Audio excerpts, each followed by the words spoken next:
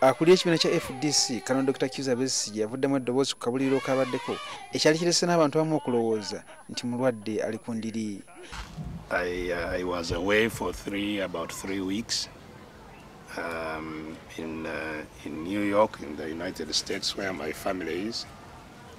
I had a couple of meetings,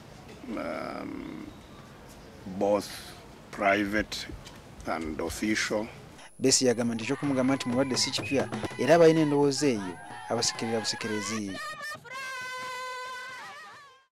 There was speculation, of course, as usual, that I was very sick and that I may die or I have died, just as they always speculate.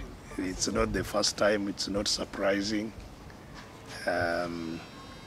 It's something that I believe is deliberate, but I'm here, and thanks to God who keeps us, I am alive and well, and continuing to do our work of trying to steer the country to a path that can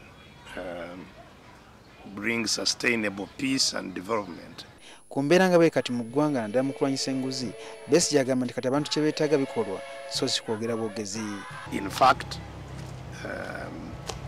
Ugandans no longer need to hear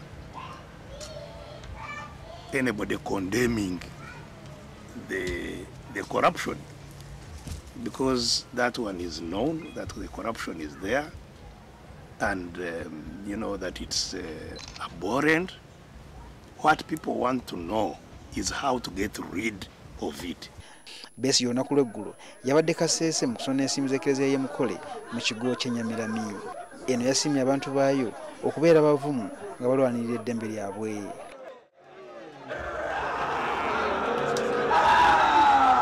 What we organized for you, actually you said the wife was here to